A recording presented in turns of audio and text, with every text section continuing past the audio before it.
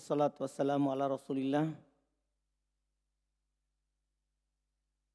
wa ala alihi wa ashabihi wa man tabi'ahum bi ihsan ila yaumiddin. Amma ba'd.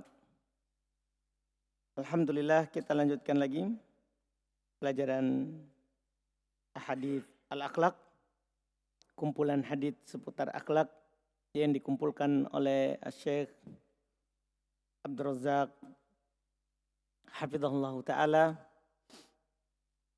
Kita di pertemuan ini masuk di poin yang ke-8 yang belum sebutkan, yaitu hukuk al-jar, hak-haknya tetangga.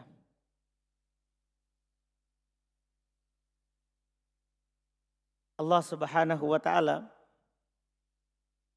telah mendorong kita untuk menjaga hak sesama secara umum dan secara khusus tetangga. Allah di Quran menyebutkan golongan yang harus kita berbuat baik kepadanya. Di surah An-Nisa ayat 36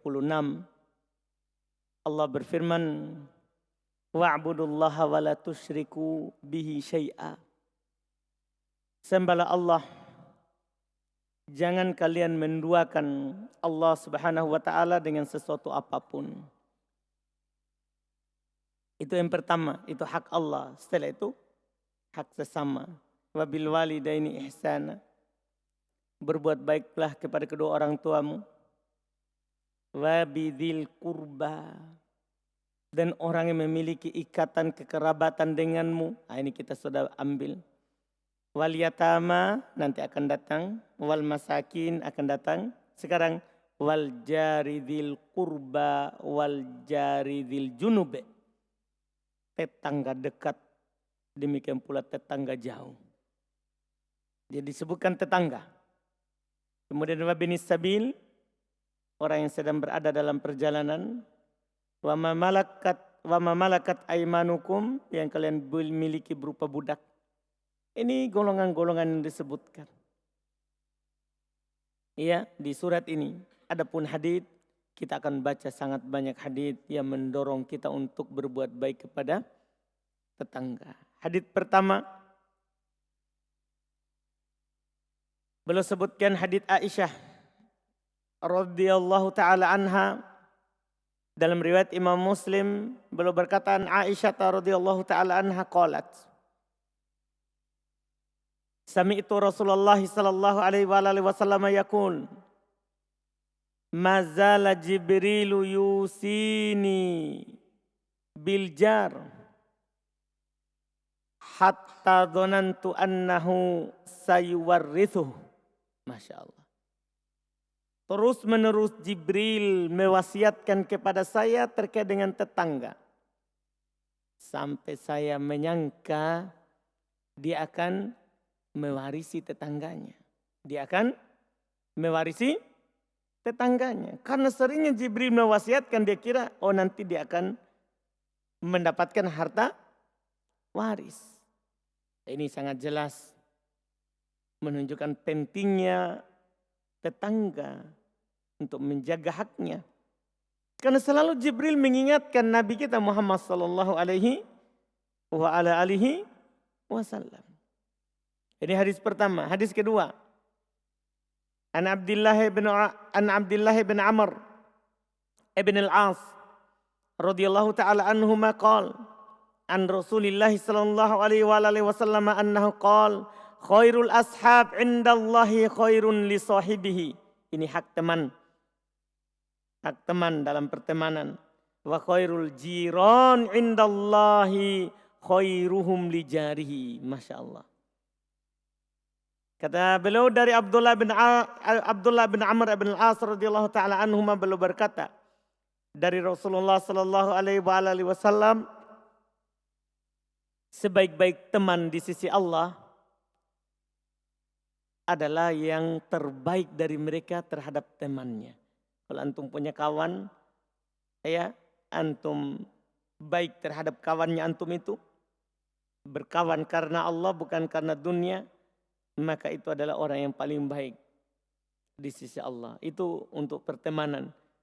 Tapi yang menjadi poin kita yang kedua, wa khairul jiron, dan tetangga yang terbaik indallah, di sisi Allah, khairuhum lijari.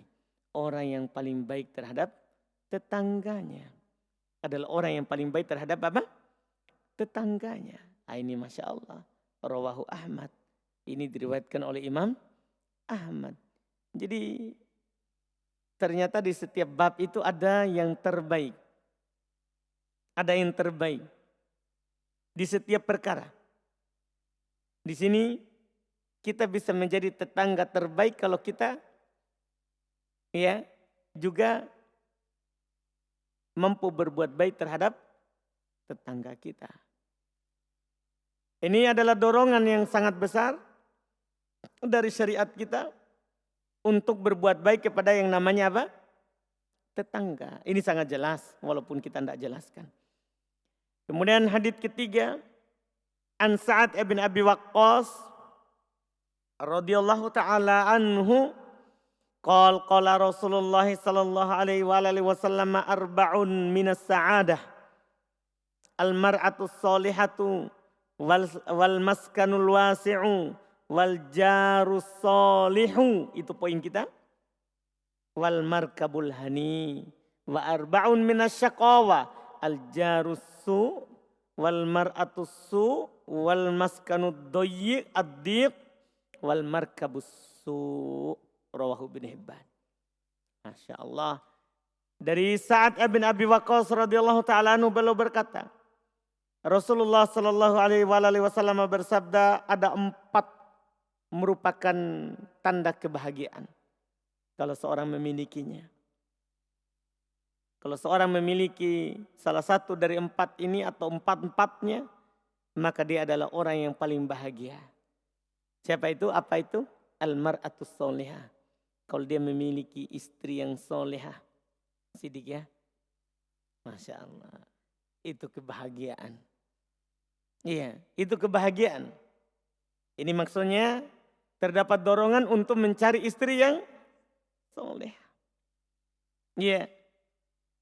Yang kedua, wal maskanul wasi'. Kalau kita punya tempat tinggal yang lapang, yang luas. Itu juga lambang kebahagiaan. Iya. Ini juga ia menunjukkan bahwa tidak apa-apa kita memiliki tempat tinggal yang besar, yang luas, yang penting mampu dibangun. Dan sampai supaya saya bahagia, saya pinjam uang dulu di bank. Ya, itu namanya tidak bahagia. Karena ya kalau usaha jatuh bangun tidak masalah, tapi jatuh tempo itu masalah. Kata teman saya, ya kalau usaha bangkrut bisa lagi ganti usaha lain. Iya, jatuh bangun tidak masalah kalau usaha, tapi jatuh tempo ini masalah. Betul enggak Alkob? Alhamdulillah. Itu masalah, stres kita. Makanya walaupun punya rumah luas, tapi kalau ada utangnya yang harus dibayar setiap bulan, tidak ada kebahagiaan. Itu hanya gaya hidup saja. Mungkin orang lihat, Masya Allah. Iya, bagus rumahnya, bagus mobilnya. Tapi cicilan semua. Nah itu mengerikan itu. Iya, kalau baru bayar bahagia. Tapi kalau sudah mulai mendekati susah. Iya, kita mau bersembunyi. Paham kan? Nah, ini masalah. Makanya Nabi katakan yang orang memiliki rumah yang luas, tentunya rumah dia sendiri dia bangun, dia maka itu adalah tanda kebahagiaan. Kemudian berikutnya kata Nabi Shallallahu Alaihi Wasallam yang keempat, ya di antara tanda yang ketiga di antara tanda kebahagiaan wal jarus soleh. Ini yang pembahasan kita di sini, memiliki tetangga yang soleh, bukan memiliki tetangga yang namanya soleh, karena belum tentu soleh, walaupun namanya apa? Soleh. Nih, ini memiliki tetangga yang soleh sifatnya. Sifatnya. Ini Masya Allah. Di sini terdapat anjuran untuk kalau cari tempat tinggal, lihat siapa tetangganya. Iya. Orang yang misalnya kenal sunnah, kalau kita bertetangganya dengannya lebih baik. Walaupun kadang dia ucapannya menyakitkan. Tapi orang bagus, tidak pernah mempermasalahkan kalau kita istri pakai cadar, tidak pernah masalah, tidak ada. Cuman mungkin akhlaknya tidak bagus, itu masih tetap lebih baik. Masih tetap apa? Lebih baik. Minimal kita kalau punya tetangga yang soleh, kita malu kalau tidak soleh juga. Dia pergi sholat, oh kita masih sibuk di depan rumah. Urus kuda, ya kuda sekarang mobil, masih dilap-lap, motor. Cuci motor 2 jam, 3 jam begitu. Ban belakang sejam, ban depan sejam, mesinnya dia sikat dia. Ada lihat tetangga keluar sholat, kan malu kita. Itu fungsinya. Makanya kebahagiaan itu punya tetangga yang soleh. Yang keempat, termasuk tanda yang membahagiakan adalah al-markabul hani. Seorang itu memiliki kendaraan yang bagus. Ini semua tidak tercela. Seorang itu memiliki kendaraan yang bagus. Ya, kendaraan yang diantara bentuk kendaraan yang bagus yang disebutkan dalam sebagian riwayat, dia tidak ketinggalan dalam jalan. Ya, orang sudah jauh kita masih mogok begitu. Ya, masih kita putar-putar. Nih, kan begitu enggak? Kita memiliki kendaraan yang bagus. Ini ciri kebahagiaan.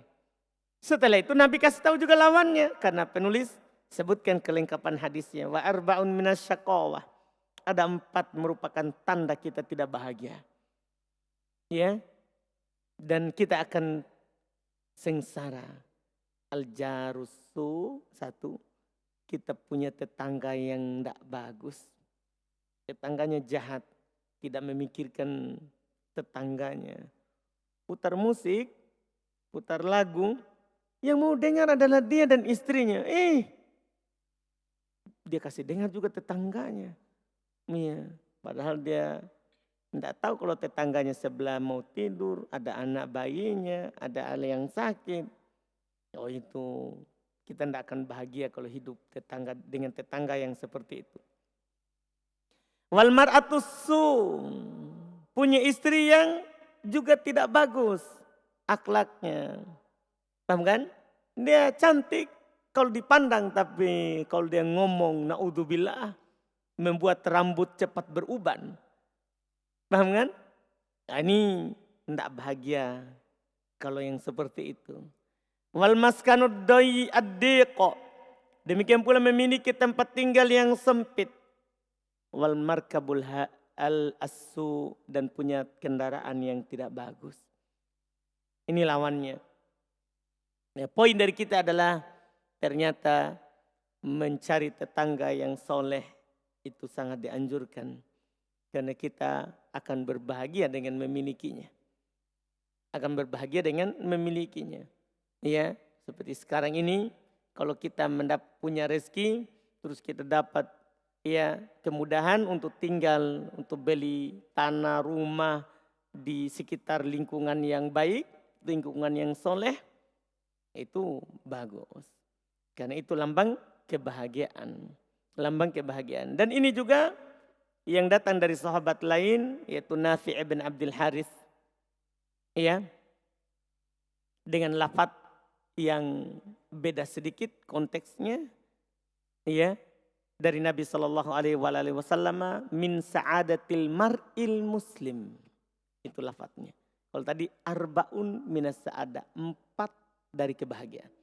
Kalau ini min sa'adatil mar'il muslim. Termasuk hal yang membahagiakan seorang muslim. Hal yang membuat seorang muslim itu bahagia adalah al-maskanul wasi'. Kalau dia punya tempat tinggal yang luas. Wal jarus soleh, punya tetangga yang soleh. Wal markabul hani, dan punya kendaraan yang bagus. Punya kendaraan yang bagus. Nah, ini yang disebutkan ini riwayat Imam Al-Bukhari fil Adabil Mufrad. Riwayat Imam Al-Bukhari dalam Adabul Mufrad. Ini semua, ini 4 ini adalah nikmat dunia namanya. Ia sebelum nikmat akhirat. Kalau kita mendapatkan 4 tadi itu, Masya Allah. Itu nikmat dunia sebelum nikmat akhirat. Iya, punya istri solehah. Punya kendaraan bagus.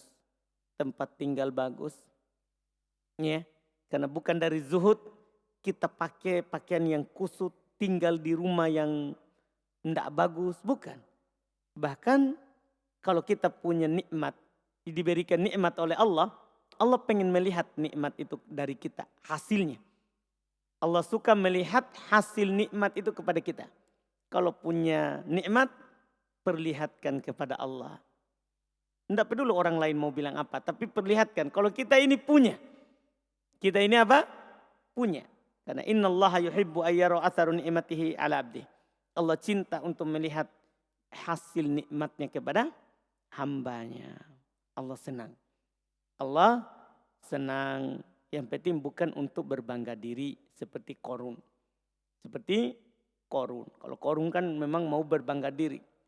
Kalau ini enggak. Kita memang mampu ya kita perlihatkan kalau kita mampu. Ini haditsnya. Kemudian berikutnya sampai pentingnya hal ini. Ya, Nabi memerintahkan kita untuk berlindung dari tetangga yang buruk. Hadits Abu Hurairah. Kata beliau an Abi Hurairah radhiyallahu taala anhu qala qala Rasulullah sallallahu alaihi wasallam ta'awwadu billahi min jaris saw fi daril maqam fa innal jaral badi muhawwalun ank. Iya.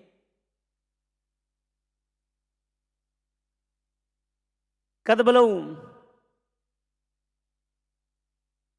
berlindunglah kepada Allah dari tetangga yang buruk di tempat tinggal kalian. Tempat tinggal yang kalian tinggal terus di situ. Kenapa? Fa innal jar al-badi muhawwalun ank. Karena sesungguhnya tetangga yang tidak bagus itu, iya, ketika kebaikan keburukannya terus, maka akan dipindahkan dari kalian. Kalau kalian berlindung kepada Allah. Ya, berlindung kepada Allah. Ini saking ya buruknya itu tetangga buruk. Karena Nabi memerintahkan untuk apa? Berlindung darinya. Bahkan di hadits berikutnya lagi, lebih mengerikan karena terkait dengan keimanan. Kata pula Nabi Hurairah radhiyallahu taala anhu qala Rasulullah sallallahu alaihi wasallam man kana yu'minu billahi wal yaumil akhir fala yu'dhi jarah. Terikat dengan keimanan. Faman kana yu'minu billahi wal yaumil akhir falyukrim dhaifah. Faman kana yu'minu billahi wal yaumil akhir falyakul khairan aw liyaskut. Muttafaqun alaihi. Hadits riwayat Imam Al-Bukhari dan Imam Muslim. Dari Abu Hurairah radhiyallahu taala anhu beliau berkata Rasulullah sallallahu alaihi wasallam bersabda, siapa yang beriman kepada Allah dan hari akhirat, maka jangan dia ganggu tetangganya. Artinya kalau memang kamu beriman, tahan gangguanmu dari tetanggamu. Kalau memang kamu beriman. Dan siapa yang beriman kepada Allah dan hari akhirat, hendaklah dia muliakan tamunya. Dan siapa yang beriman kepada Allah dan hari akhirat, hendaklah dia berucap yang baik atau dia diam. Poin yang pertama yang dipusatkan untuk kita. Kalau memang kita beriman, jangan ganggu tetangganya kata Nabi. Berarti tidak mengganggu tetangga ini tanda keimanan. Kita mau sandarkan tiang. Kalau itu akan mengganggu temboknya tetangga, jangan. Kita tidak sandarkan karena keimanan kepada Allah. Kita mau tanam pohon, tapi pohon kita ini akarnya nanti akan merusak tetangga kita. Temboknya, lantainya, kita tidak tanam. Bukan karena bukan tanah kita, tapi akan mengganggu tetangga keimanan kita kepada Allah Subhanahu wa ta'ala. Ini demikian pula hal-hal yang lain. Dari sahabat lain mirip dengan itu juga. Wan Abi Shuraih Al-Khuzai radhiyallahu taala anhu qala anna Nabiy sallallahu alaihi wasallam qala man kana yu'minu billahi wal yawmil akhir falyuhsin ila jari. Takbirnya lawan dengan tadi. Wa man kana yu'minu billahi wal yawmil akhir falyukrim dhaifah. Wa man kana yu'minu billahi wal yawmil akhir falyakul khairan aw liyaskut. Juga muttafaqun alaih. Riwayat Imam Al-Bukhari dan Imam Muslim. Dari Abu Shuraih Al-Khuzai beliau berkata bahwasanya Nabi SAW bersabda, siapa yang beriman kepada Allah dan hari akhirat, hendaklah dia berbuat baik kepada tetangganya. Kalau tadi, jangan ganggu tetangganya. Artinya kita bisa pahami, jangan ganggu berarti apa? Berbuat baik kepadanya. Siapa yang beriman kepada Allah dan hari akhirat, hendaklah dia muliakan tamunya. Siapa yang beriman kepada Allah dan hari akhirat, hendaklah dia berkata baik atau dia apa? Diam. Ini masih sama menunjukkan tadi yang kita katakan. Iya. Pentingnya itu berbuat baik kepada apa? Tetangga. Pentingnya itu berbuat baik kepada tetangga. Kemudian hadis yang berikutnya. Kita ini mengerikan kalau ini hadis ini karena diancam dengan neraka. Tidak masuk surga. Kalau tadi keimanan. Iya. Kata beliau an Nabi Hurairah radhiyallahu taala anhu qol. Anna Rasulullah sallallahu alaihi wasallam qol. La yadkhulul jannah man la ya'manu jaruhu bawa'iqahu. Rawahu Muslim. Ini riwayat Imam Muslim. Dari Abu Hurairah radhiyallahu taala anhu beliau berkata, tidak akan masuk surga orang yang tetangganya tidak aman dari gangguannya. Tidak masuk surga. Orang yang tetangganya tidak aman dari gangguannya. Ini mengerikan ini masalahnya. Ya, surga. Ancamannya kita tidak masuk surga. Bagi orang yang tetangganya apa? Tidak aman dari gangguannya. Tidak aman dari gangguannya. Demikian pula senada dengan ini dari Abu Shuraih tadi, Abu Shuraih Al-Khuzai yang bergandengan juga dengan hadis sebelumnya tadi. Sama, kata beliau, wa an Abi Shuraih Al-Khuzai radhiyallahu ta'ala anhu qala anna Rasulullah sallallahu alaihi wasallam qala wallahi la yu'min. Nabi bersumpah. Menunjukkan ini hal yang bukan hal yang biasa. Wallahi la yu'minu, wallahi la yu'minu, wallahi la yu'minu. 3 kali. Qila waman ya Rasulullah? Qala alladzi la ya'manu jaruhu bawa'iqahu. Rawahul Bukhari. Kata beliau dari Abu Shuraih radhiyallahu taala anhu, beliau berkata bahwasanya Rasulullah sallallahu alaihi wasallam bersabda, demi Allah tidaklah beriman. Demi Allah tidaklah beriman. Demi Allah tidaklah beriman. Dikatakan kepada Nabi oleh sahabat, siapa itu wahai Rasulullah sampai engkau bersumpah 3 kali? Siapa itu? Kata Nabi, orang yang tetangganya tidak aman dari gangguannya. Iya, orang yang tetangganya tidak aman dari gangguannya. Senada juga dengan ini, juga dari Abu Hurairah, riwayat Imam Ahmad. Sama dengannya. Ini yang mengerikan. Bahkan kejahatan kepada tetangga itu berkali lipat dibandingkan dengan kejahatan kepada bukan tetangga. Buktinya hadis sekarang. Hadis berikutnya. Anil Miqdad ibn al-Aswad. Qala Rasulullah sallallahu alaihi wasallam li ashabi, "Ma taquluna fi zina?" Qalu, "Harramahullahu wa rasuluh wa haram ila yaumil qiyamah." Faqala Rasulullah li ashabi, "Li an yazni ar-rajulu bi asyrati niswatin aisar alaihi min ayyazniya bimra'ati jarih." Naudzubillah. Faqala Rasulullah sallallahu alaihi wasallam, "Ma taquluna fis sariqah?" Qalu harramahallahu wa rasuluhu. Fa hiya haram. Qala li an yasriqa ar-rajulu min 'asharati abyatin aisar alaihi min ay yasriqa min jarihi. Ini rawahu Ahmad. Riwayat Imam Ahmad. Dari Al-Miqdad Ibn Al-Aswad. Beliau berkata, Rasulullah berkata kepada para sahabatnya, apa yang kalian katakan tentang zina? Gimana itu zina? Kata para sahabat, Allah dan Rasulnya haramkan, maka dia haram sampai hari kiamat. Kalau Allah dan Rasulnya haramkan, maka dia pasti haram. Sampai hari kiamat. Kata Rasulullah kepada para sahabat.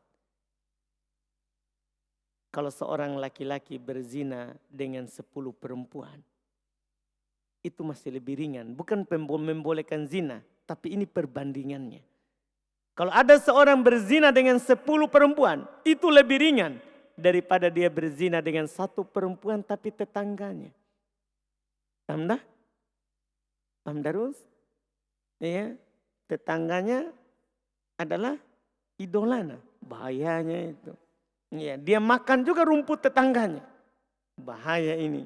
Ini lebih jahat daripada orang yang berzina dengan 10 orang tapi bukan tetangganya.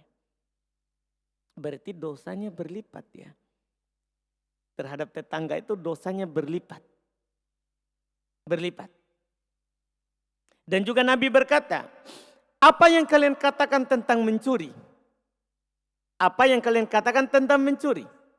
Kata para sahabat, ya itu Allah dan Rasulnya haramkan. Maka dia haram. Kata Nabi, kalau ada seorang laki-laki mencuri di 10 rumah, dia masuk di 10 rumah. Itu lebih ringan daripada dia mencuri dari rumah tetangganya. Wah, hati-hati ini. Iya, bukan membenarkan mencuri tapi dosanya ini. Paham Taufik? Hati-hati Taufik. Iya. Nah, ini hadis besar sekali. Ya, hadis ini besar sekali. Bahayanya sekali lagi untuk berbuat jahat kepada apa? Tetangga. Jadi dosanya 10 banding 1. Maka demikian pula katakan hal lain lagi. Hal yang lain. Ini kan zina dan mencuri. Demikian pula yang lain dari pelanggaran-pelanggaran. Kepada orang lain dianggap melanggar. Kalau itu kita langgar juga kepada tetangga. Oh bahaya. Nah, iya enggak? Kita contohkan sederhana. Kamu pakai 10 sandal orang lain. Itu ringan daripada pakai sandal saudaramu di bawah. Paham ini? Iya, saudara itu dijaga sandalnya. Kita malah pergi pakai. Paham Ustaz? Hah? Itu maksudnya. Dosanya berlipat. Dosanya berlipat. Lebih besar dibandingkan dosa terhadap siapa? Terhadap orang lain. Nah, ini membuat kita takut ya dari yang namanya mengganggu tetangga. Membuat kita takut. Sekali lagi dari yang namanya mengganggu siapa? Tetangga. Karena bahaya ini. Bahaya ini. Iya. Makanya dinukil oleh beliau hadits dari Mujahid. Belum menceritakan tentang Abdullah bin Amr. Dia berkata an Mujahidin anna Abdullah bin Amr radhiyallahu taala anhuma dzubihat lahu syatun min fi ahli. Falamma jaa qala ahdaitum li jarina al-yahudi. Ahdaitum li jarina al-yahudi. Sami'tu Rasulullah sallallahu alaihi wasallam yaqul ma zala Jibril yusini bil jar hatta dhanantu annahu sayuwarrithu. Rawahu Tirmidzi. Bahkan tetangga kafir. Iya. Dia punya hak tetangga. Dari Mujahid bahasanya Abdullah bin Amr radhiyallahu taala anhuma dipotong di tengah keluarga beliau seekor kambing. Maka tatkala beliau datang, apakah kalian sudah hadiahkan juga kepada tetangga kita orang Yahudi? Apakah kalian juga sudah hadiahkan kepada tetangga kita orang Yahudi? Yahudi ini. Iya. Saya mendengar Rasulullah SAW bersabda, terus menerus Jibril mewasiatkan kepadaku tetangga sampai saya menyangka bahwa dia akan mewarisi. Sampai saya tersangka bahwa dia akan mewarisi. Wah ini Masya Allah. Ini pentingnya dari masalah dan hak dari tetangga ini. Iya, masalah tetangga ini. Sampai walaupun dia orang kafir sekalipun. Walaupun dia orang kafir sekalipun. Maka dia tetap tunaikan haknya apa? Secara apa? Karena dia adalah siapa? Tetangga. Karena dia adalah tetangga. Nah ini ya sekali lagi menunjukkan tetangga itu adalah sangat perlu kita jaga. Ya, kebaikan kita terhadapnya juga kita jaga, kejahatan kita darinya jangan sampai kita berbuat jahat, berbuat tidak adil ya kepadanya. Berbuat jahat dan berbuat tidak adil kepadanya. Iya. Ini beberapa dulu yang kita bisa sebutkan, insyaallah. Kita akan sebutkan lagi nanti, masih ada beberapa hadits yang beliau bawakan insyaallah di bab ini. Kita akan sebutkan lagi nanti insyaallah.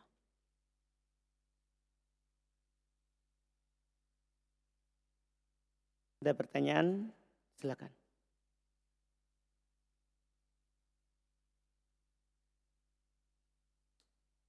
Bismillah. Ahsanallahu ilaikum.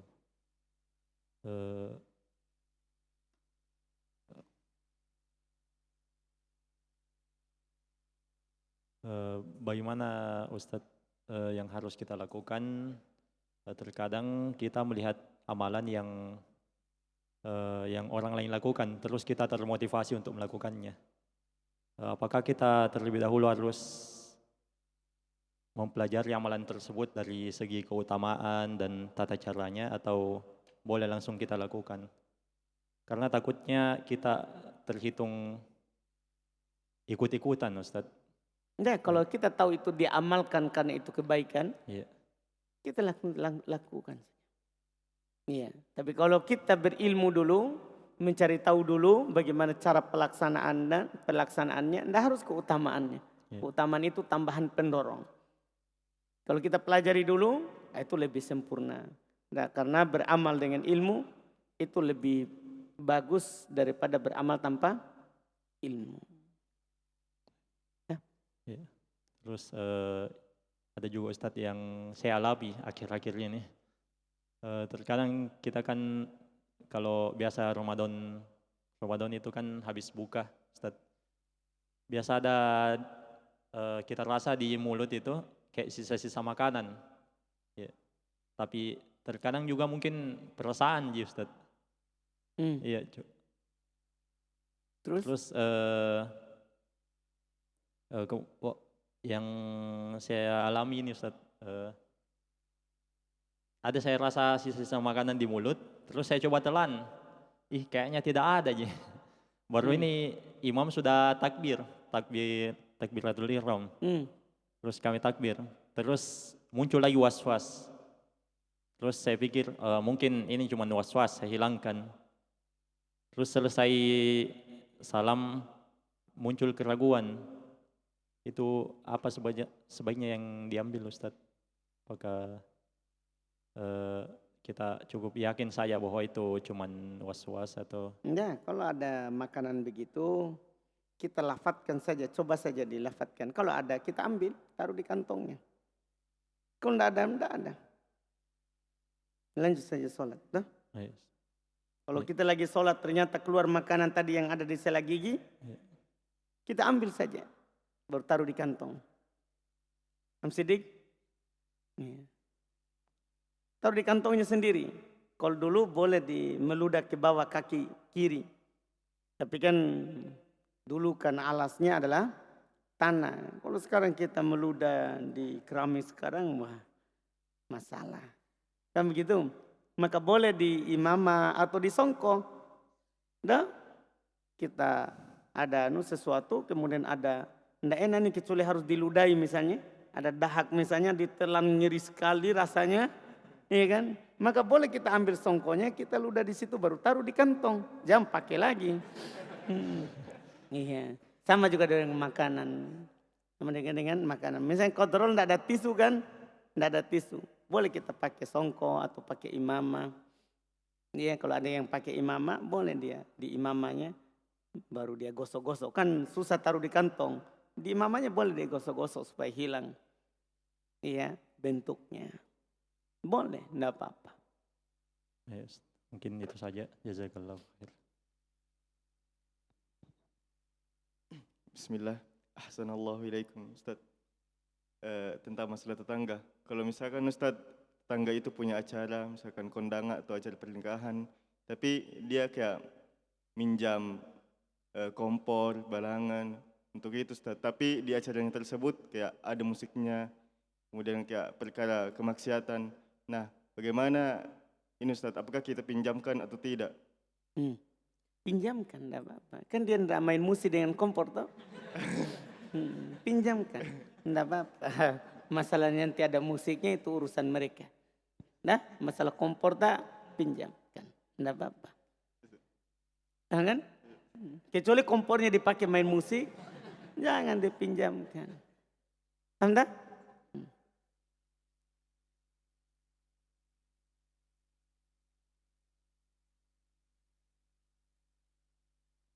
Bismillah. Pertanyaan Ustaz, yang di mana maksud dengan tetangga Ustaz? Karena ada yang di mana maksud dengan tetangga Ustaz? Karena ada pernah dengar 20 rumah ke samping, kanan kiri, depan belakang.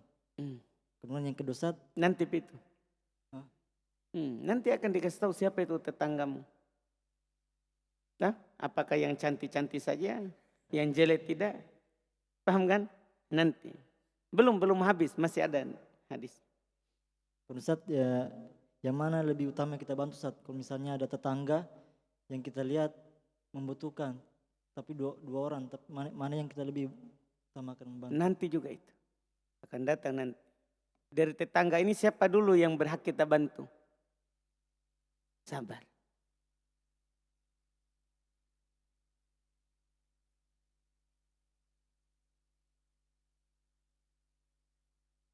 Bismillah. Bagaimana Ustaz kalau misalkan kita punya pohon mangga di pekarangan rumah, tapi daunnya biasa berterbangan. Biasa tetangga misalkan ngomel-ngomel, tapi kalau sudah berbuah, tetangga suka karena selalu dibagi. Alhamdulillah. Bagaimana Ustaz anunya itu? Seharusnya enggak usah dia ngomel-ngomel. Nanti seperti ngomel-ngomel kan enggak dikasih itu. Kalau dia dikasih buahnya biasanya enggak ngomel-ngomel. Tapi kayaknya itu karena enggak dikasih. Dah? Ya enggak? Kasih, biasanya enggak ngomel itu kalau dikasih.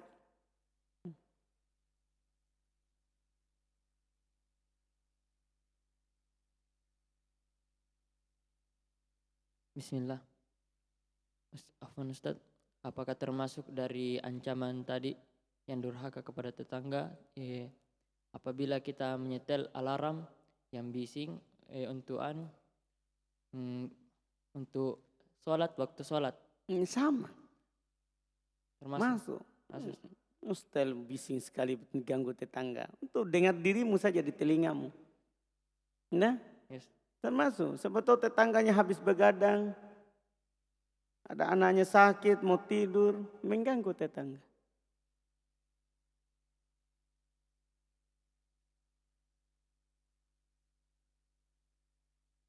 Ustaz. Bismillah. Ini pengalaman Ustaz. Iping pengalaman. Nah, Apa maksudnya? Ustaz, mau bertanya. Ini pengalaman. Ini. Oh ini. Dia bilang iping. Maksudnya itu. Awal hijrah Ustaz tuh, saya sudah tahu hukumnya Ustaz, bahwasanya itu kesyirikan. Kan itu keluarga setiap tahun bikin ayam 10 ekor kasih turun di laut begitu Ustaz. Karena ada boy-boy di rumah Ustaz. Baru nasur ke Ustaz, bilang teman nikah dulu antar ke sana.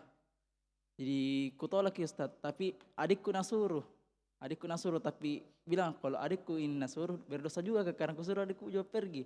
Jadi tak kalah saya pergi sana Ustaz. Ya seharusnya antum bilang nggak usah adekmu ya, pergi. Dan seharusnya nu nasihati. Saya yang pergi Ustaz di sana. Ya itu Mi, seharusnya jangan. Seharusnya antum nggak usah pergi. Menolak Ustaz. Tapi kuliah ki moderat nanti besar ki. Kenapa bisa? Nenekku suruh Kak. Iya. Neneknya antum suruh. Iya. Doakan nenekmu di hidayah. Dah? Nah, Ustaz. Lain kali nggak usah melakukan. Nah, Ustaz. Iya kan? Iya. Sidik.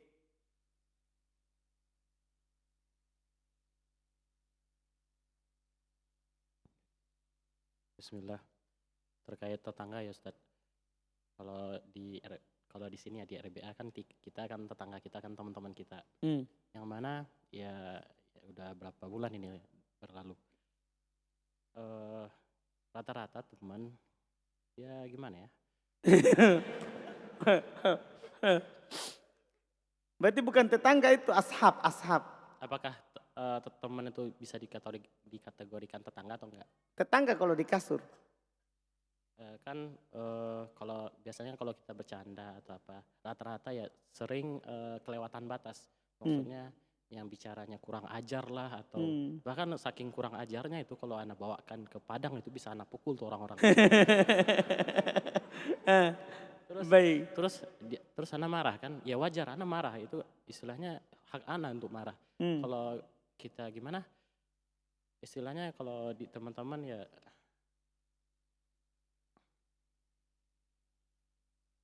kalau mereka ngatain bahwasanya ya budaya kalau di Makassar biasa hal kayak gini gitu. Tapi kalau di Padang tuh bisa anak pukul-pukul itu. Terus gimana ya? Ya contohnya hadis yang tadi ancamannya besar, tapi teman-teman ya biasanya kalau di depan banyak orang dia wah akhlaknya baik, akhlaknya gini, tapi di belakang tukang gibah atau tukang apa. Terkadang apakah kita bagus berteman sama orang-orang itu atau kita tahan atau gimana Ustaz? Baik. Pertama mungkin saja hadis belum sampai. Rata-rata ini teman kasihan tidak belajar sebelumnya. Datang jika kadang lihat daftar RBA. Tiba-tiba dia daftar tidak tahu masalah apa. Orang anggaplah teman-teman itu orang awam. Belum sampai kepadanya hadis. Enggak? Misalnya siapa yang sudah pernah sampai hadis tadi? Di antara kita ini. Sebelumnya.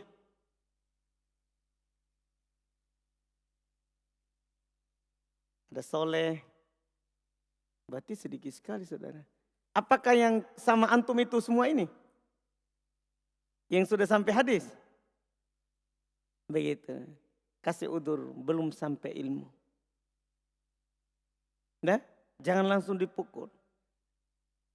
Iya maksudnya jangan kasih udur, belum sampai ilmu. Kalau nanti sudah sampai ilmu tapi masih begitu, berarti akhlaknya tidak bagus. Memang. Nah, terus apakah kita tetap bergaul dengannya? Tetap. Orang yang bergaul itu bersabar atas gangguan orang itu lebih baik daripada orang yang uzlah. Orang yang menyendiri, tidak bersabar terhadap gangguan orang. Itu kata Nabi. Seorang mukmin yang bergaul, namanya bergaul itu orang wataknya berbeda-beda. Seperti yang antum singgung tadi, Makassar itu biasa. Tapi kalau di Padang bisa dipukul, apalagi di Jawa. Padahal di Padang itu kan sudah wataknya juga keras itu Padang. Nih ya, kalau mau cari orang kuat berdebat, ya orang sana sama orang timur. Karena juga wataknya sama-sama keras. Tapi ada sebagian duruf, sebagian masalah. Di sana aib, di sini tidak aib. Di sini aib, di sana tidak aib. Kan ada masalah begitu saja. Masalah begitu saja. Antum bergaul lebih utama daripada tidak bergaul. Disinilah antum ambil nanti pelajaran, orang belajar saja begini. Apalagi nanti orang awam. Kalau antum sekarang memaafkan, nanti antum akan lebih memaafkan nanti orang yang tidak punya ilmu. Nah, sehingga nanti antum sampaikan ilmu, tidak ada sakit hati kalau ada orang menolak. Tidak ada, karena ini biasa, ini akhlaknya orang. Ya, antum sudah pernah dipukul? Oh, Nabi sudah pernah sampai berdarah. Kalau di Padang itu mungkin dia bunuh. Nah, tapi mereka tidak tahu. Bilang begitu saja. Nah, dan Nabi tetap bergaul dengannya. Nabi pernah datang seorang, dia bilang, ini bi'sa akhul asyir. Ini orang buruk ini. Tapi dia datang, ini Nabi baiki. Nabi baiki. Ya kan? Orang lain buruk, itu urusannya. Kita tetap bergaul dengannya, kita tetap baik. Nah, masalah orang bercanda keterlaluan itu, ya mungkin dia tidak sadar lagi masuk setannya. Nah, ya masuk setannya, dia tidak sadar kalau itu tidak bagus untuk temannya. Paham kan?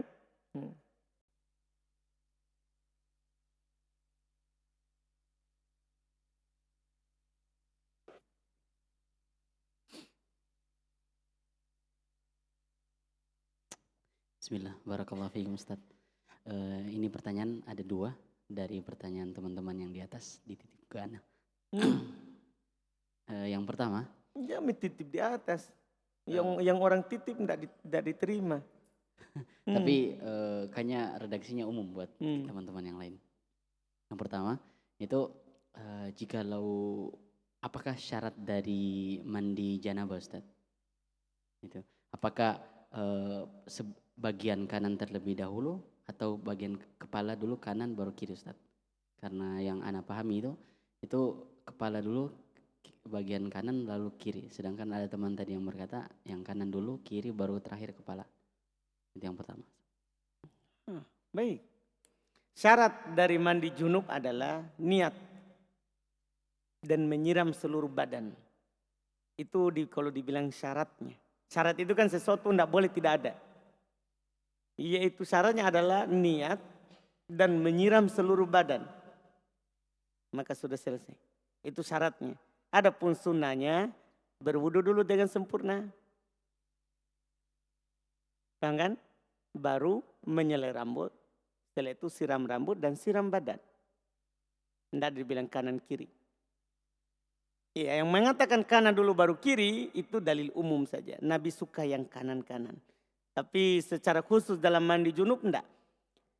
Siram kepala, siram badan, selesai.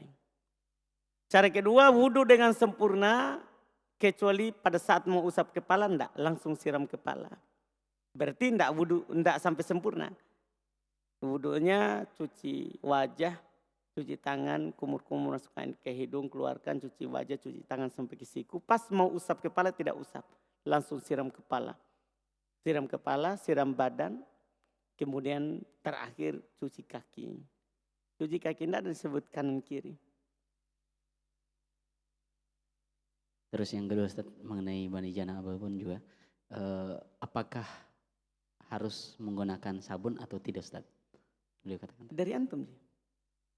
Antum mau pakai sabun atau tidak? Tidak disyariatkan. Tidak ada sunnah. Tidak ada sunnah pakai sabun dalam mandi junub. Makanya kata Nabi SAW, cukup bagimu siram di atas kepalamu dan siram seluruh badanmu, maka kamu telah suci. Pakai sabun itu adalah tambahan kalau kita mau. Itu bukan syarat, bukan sunnah dalam mandi junub. Ya?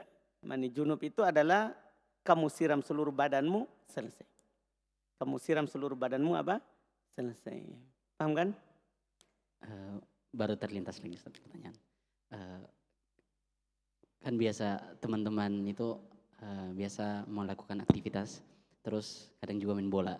Akan tetapi ketika sendalnya satu terlempar, terus sendalnya yang satu ini yang terlempar jauh. Akhirnya dia menggunakan satu sendal untuk mengambil sendal yang lain. Sedangkan yang pernah Anda dapatkan tidak boleh menggunakan satu sendal. Itu Ustaz pertanyaannya. Barakallahu fiik. Iya, sunnahnya dilepas dulu baru pergi. Ambil yang satu baru pakai. Kan? Itu sunnahnya. Ya, kalau terlempar. Alhamdulillah. Kita cukupkan. Tidak ada Om Darus?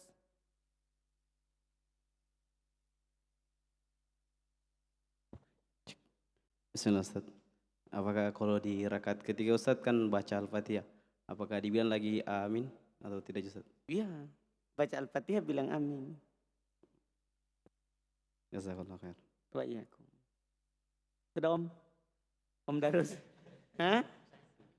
Sudah? Alhamdulillah. Kak ada Mika, Mas,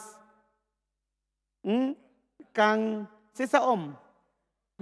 Ya, ini Om Darus. Alhamdulillah. Baik, kita cukupkan.